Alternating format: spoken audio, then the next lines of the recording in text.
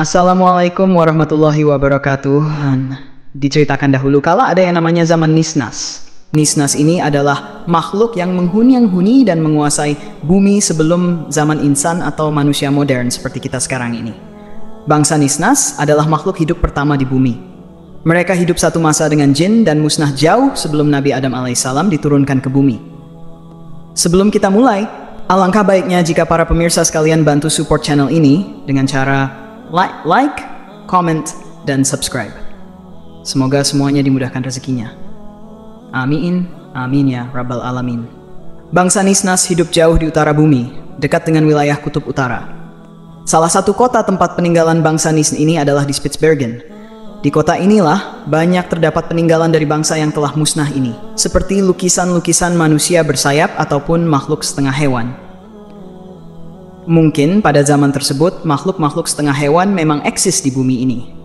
Bahkan mungkin setelah bangsa ini musnah, sisa-sisa dari mereka yang bertahan dianggap sebagai dewa oleh manusia. Tak heran jika di berbagai penjuru dunia kita dapat menemukan berbagai artefak atau lukisan manusia setengah binatang. Bahkan di Indonesia sendiri terdapat artefak manusia setengah binatang seperti manusia Garuda. Contohnya ada di salah satu candi yang berbentuk badan manusia dengan sayap dan memiliki kepala seperti burung elang. Hal ini mirip juga dengan yang ada di Mesir dalam lukisan yang terdapat di dalam piramida. Lukisan keduanya relatif sama, digambarkan sebagai sosok makhluk berbadan manusia berkepala burung. Entah itu hanya sekedar mitologi atau dahulunya memang kenyataan. Banyak legenda yang menyebut adanya gambaran manusia setengah hewan. Misalnya, cerita tentang manusia dengan badan manusia tetapi berkepala anjing, yang dalam masyarakat Jawa disebut dengan Aul, atau kisah Anubis dalam kepercayaan Mesir kuno. Kembali ke peninggalan bangsa Nisnas di Spitsbergen. Kota ini terletak dekat sekali dengan lingkar kutub. Di sana, matahari hanya bersinar sekitar setengah bulan saja dalam 1 tahun, sehingga selebihnya gelap gulita. Kegelapan tersebut hanya diterangi oleh aurora borealis. Banyak sekali peninggalan masa lalu yang tidak terlacak di sana. Peninggalan-peninggalan masa lalu sebelum manusia menguasai bumi. Bangsa Nisnas adalah bangsa yang sangat maju. Mereka diberikan kemampuan yang luar biasa. Salah satu kelebihan mereka yang sangat hebat adalah kemampuan telepati. Teknologi mereka sangat maju, dan peradaban mereka telah membangun kota-kota yang sangat megah dengan segala teknologi canggih dan tata kota yang sempurna. Bangsa Nisnas memiliki postur yang jauh lebih tinggi dari manusia saat ini. Tak heran, kuil-kuil dan bangunan yang dibangun oleh mereka ukurannya begitu besar dan megah. Ras mereka terbagi menjadi beberapa jenis. Ada yang sangat mirip dengan manusia namun memiliki sayap. Ada yang berbadan manusia berkepala binatang ataupun sebaliknya. Karena kecongkakan, ego, dan nafsu mereka saling berperang antar sesamanya hingga akhirnya bangsa ini dihancurkan oleh pasukan langit yang dipimpin oleh Azazil. Azazil adalah nama makhluk terkutuk yang setelahnya diubah menjadi nama iblis. Pasukan Azazil juga diperkuat dengan yang mereka sebut sebagai Phoenix atau burung-burung api yang berasal dari neraka.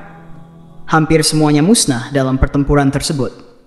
Yang tersisa hanya sedikit dari mereka dan peninggalan mereka pun hanya diketahui oleh orang-orang tertentu saja. Selain di Spitsbergen, peninggalan mereka juga ada di Swedia dan di suatu kawasan di Asia. Namun ada juga yang selamat dari serangan tersebut dan melarikan diri. Mereka kemudian menyebar untuk membentuk koloni dan membangun peradaban kembali. Sebagian dari mereka yang berwujud manusia setengah ikan melarikan diri ke palung-palung laut yang dalam. Mereka inilah yang sering kita dengar sebagai putri atau putra duyung. Al-Quran menjelaskan tentang makhluk sebelum manusia adalah bangsa jin. Dan kami telah menciptakan jin sebelum Adam dari api yang sangat panas. Manusia tidak diciptakan di bumi, tetapi diturunkan ke bumi serta ditunjuk dan diangkat oleh Allah Subhanahu wa Ta'ala sebagai khalifah atau pengganti di muka bumi. Sebagai makhluk pengganti, tentunya ada makhluk lain yang diganti. Dengan kalian, Nabi Adam pun ketulah bermami. Tetapi ia adalah manusia pertama, pengganti makhluk yang telah membuat kerusakan dan menumpahkan darah di bumi pada saat bumi berumur 8.000 tahun. Di bumi saat itu sudah terdapat banyak biji sawi yang putih. Kemudian Allah Subhanahu wa Ta'ala menciptakan seekor unggas yang diberi nama Tabirun Nasar. Allah Subhanahu wa Ta'ala berfirman, Hai unggas Tabirun Nasar, makanlah biji sawi ini. Apabila habis biji sawi itu, engkau akan aku matikan. Sang unggas pun memakan biji-bijian itu, namun cara memakannya diatur. Pertama, sehari 1 biji yang dimakan. Setelah semakin berkurang, maka kini dimakannya hanya 1 biji dalam sebulan. Biji sawi itu semakin berkurang saja. Oleh karena begitu takutnya terhadap kematian, sang unggas memakan 1 biji dalam 1 tahun.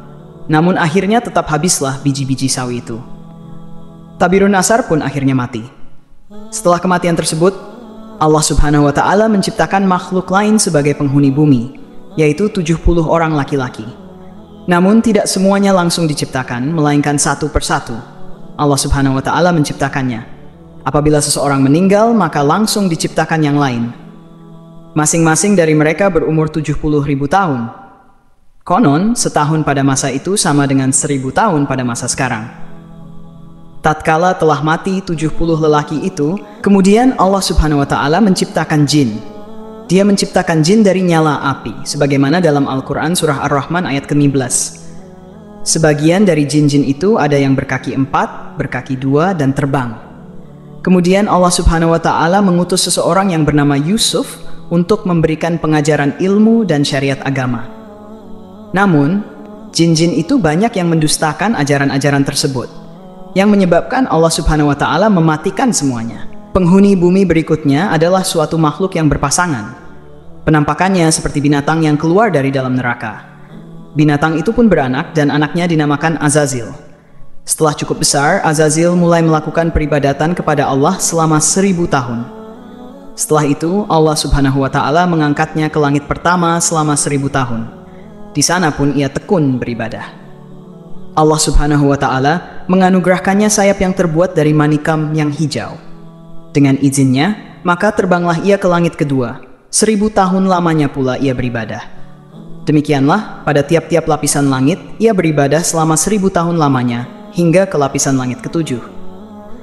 Sementara itu, di bumi saat itu sudah ada penghuni lainnya, yaitu bangsa jin yang bernama Jannah. Mereka hidup selama 70.000 tahun hingga lahir anak cucunya. Kata ahli tafsir lain, mereka hidup selama 18.000 tahun mendiami bumi, yang kemudian menjadi sombong dan kufur. Allah Subhanahu wa Ta'ala pun mematikan Jannah. Sebagai gantinya adalah yang bernama Banunal Jannah. Ia mendiami bumi selama 18.000 tahun lamanya. Ia juga dimatikan oleh Allah Subhanahu wa Ta'ala. Sementara itu, di atas langit sana, Azazil bersama para malaikat masih khusyuk beribadah. Azazil menjadi pemimpin para malaikat selama 70.000 tahun lamanya dalam beribadah. Hingga pada suatu waktu, Azazil mengajukan suatu permohonan kepada Allah Subhanahu wa Ta'ala. Katanya, "Ya Tuhanku, 7.000 tahun sudah hambamu ini berbuat kebaikan kepadamu dalam 7 lapis langit ini.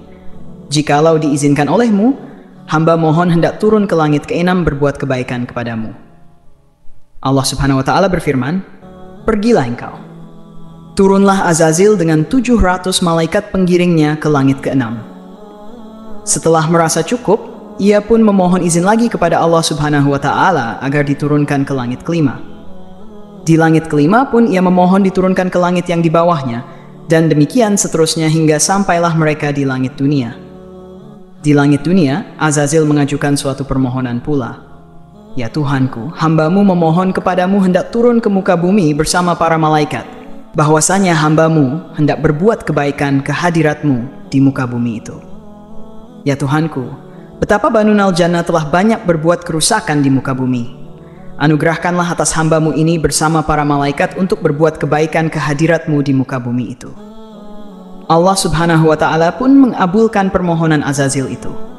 Diturunkanlah ia bersama 700 malaikat yang menggiringnya untuk beribadah di bumi, setelah sebelumnya Banunal Jannah dimatikan karena banyak berbuat kerusakan. Memasuki 8.000 tahun waktu peribadatan, Azazil mengungkapkan hatinya bahwa di muka bumi inilah ia begitu betahnya dan tidak ada tempat lain yang membuatnya demikian betah. Ia memohon agar selamanya ia berada di muka bumi untuk berbakti kepada Allah Subhanahu wa Ta'ala. Akan tetapi, Allah Subhanahu wa Ta'ala berkehendak lain dan menurunkan suatu keterangan kepada Azazil. "Ingatlah ketika Tuhanmu berfirman kepada para malaikat, sesungguhnya aku hendak menjadikan khalifah di muka bumi."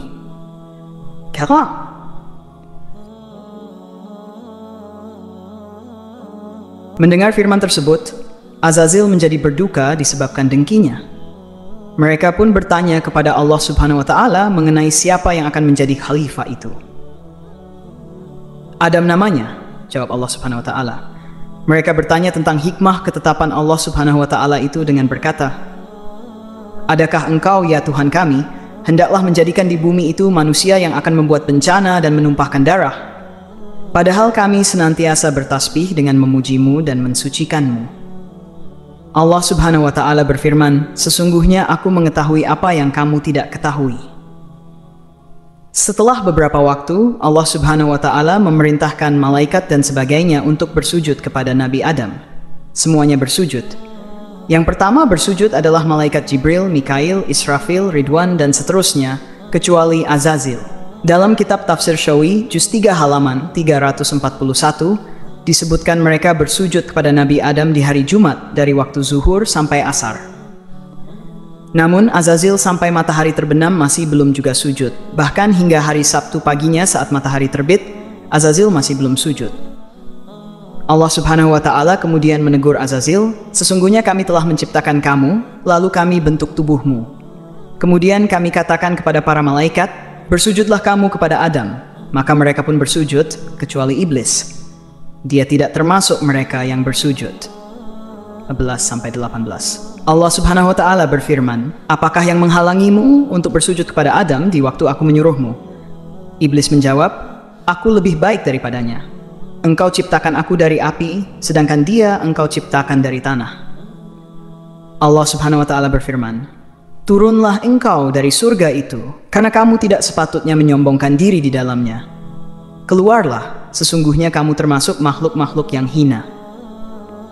Iblis menjawab, "Beri tangguhlah aku sampai waktu mereka dibangkitkan." Allah Subhanahu wa Ta'ala berfirman, "Sesungguhnya kamu termasuk mereka yang diberi tangguh." Iblis menjawab, "Karena engkau telah menghukum aku tersesat, aku benar-benar akan menghalang-halangi mereka dari jalan engkau yang lurus. Kemudian aku akan mendatangi mereka dari muka dan dari belakang mereka, dari kanan dan dari kiri mereka. Dan engkau tidak akan mendapati kebanyakan mereka bersyukur." Allah Subhanahu wa Ta'ala berfirman, "Keluarlah kamu dari surga itu sebagai yang terhina lagi terusir. Sesungguhnya barang siapa di antara mereka mengikuti kamu, benar-benar aku akan mengisi neraka jahanam dengan kamu semuanya." Hari Sabtu berikutnya, iblis dikeluarkan atau diusir dari surga. Ia menempati wilayah bumi, langit, dan sebagainya, selain surga. Allah Subhanahu wa Ta'ala berfirman, "Hai Adam, sesungguhnya ini adalah musuh bagimu dan bagi istrimu. Maka sekali-kali janganlah sampai ia mengeluarkan kamu berdua dari surga, yang menyebabkan kamu menjadi celaka. Sesungguhnya kamu tidak akan kelaparan di dalamnya dan tidak akan telanjang. Dan sesungguhnya kamu tidak akan merasa dahaga dan tidak pula akan ditimpa panas matahari di dalamnya." Kemudian setan membisikkan pikiran jahat kepadanya dengan berkata, "Hai Adam, maukah aku tunjukkan kepadamu pohon khuldi dan kerajaan yang tidak akan pernah binasa?" Pertanyaan tentang bagaimana iblis yang telah terusir dari surga ini kemudian bisa menggoda Adam mungkin sedikit mengganjal di pikiran kita. Para ahli tafsir Al-Quran banyak yang mencoba menjawab pertanyaan ini. Ringkasnya, iblis memang diusir dari surga dalam hal menetap atau tinggal, tetapi tidak berarti iblis tidak bisa berhenti berupaya masuk ke surga. Sehingga iblis memang masuk ke surga dan menggoda Adam dan Hawa di dalamnya. Ada pendapat lain yang mengatakan bahwa penolakan iblis untuk sujud kepada Adam merupakan bukti dari kelurusan tauhid iblis. Karena iblis hanya mau sujud kepada Allah Subhanahu wa Ta'ala, bukan kepada makhluk. Sesuai pernyataan iblis bahwa dia tidak akan sujud kepada manusia manapun. Tetapi sikap pembangkangannya terhadap perintah Allah Subhanahu wa Ta'ala untuk bersujud kepada Adam adalah suatu pelanggaran. Makanya tauhidnya gugur. Kisah ini memang terdengar agak janggal, namun ternukil di beberapa kitab para ahli tafsir yang kemungkinan bersumber dari riwayat Israiliyat. Abu Hurairah radhiyallahu anhu berkata bahwasanya ahli kitab membaca Taurat dengan bahasa Ibrani dan menafsirkannya kepada umat Islam dengan bahasa Arab. Oleh karena itu, Rasulullah bersabda, "Janganlah kalian membenarkan ahli kitab dan jangan pula mendustakannya. Katakanlah, kami telah beriman kepada Allah Subhanahu wa Ta'ala dan segala yang Ia turunkan kepada kami." Dalil di atas mengindikasikan ada batasan dalam menggunakan dan meriwayatkan Israiliyat. Rasulullah Shallallahu Alaihi Wasallam menghimbau untuk tidak membenarkan Israiliyat karena beberapa Israiliyat yang muatannya menyimpang dari kitab suci Al-Quran. Pun Rasulullah menghimbau untuk tidak mendustakannya, sebab beberapa riwayat Israiliyat dari ahli kitab sejalan dengan isi dan kandungan yang terdapat di dalam Al-Quran. Jadi untuk kebenarannya hanya Allah yang mengetahuinya, dan kita cukup menjadikannya sebagai pengetahuan serta mengambil hikmahnya saja. Wallahu alam bisyawab. Semoga kisah ini bermanfaat. Lebih dan kurangnya mohon dimaafkan. Yang benar datangnya dari Allah Subhanahu wa Ta'ala. Khilaf atau keliru itu datangnya dari saya pribadi sebagai manusia biasa. Sampai ketemu di kisah-kisah seru yang penuh makna selanjutnya. Saya akhiri. Wassalamualaikum warahmatullahi wabarakatuh.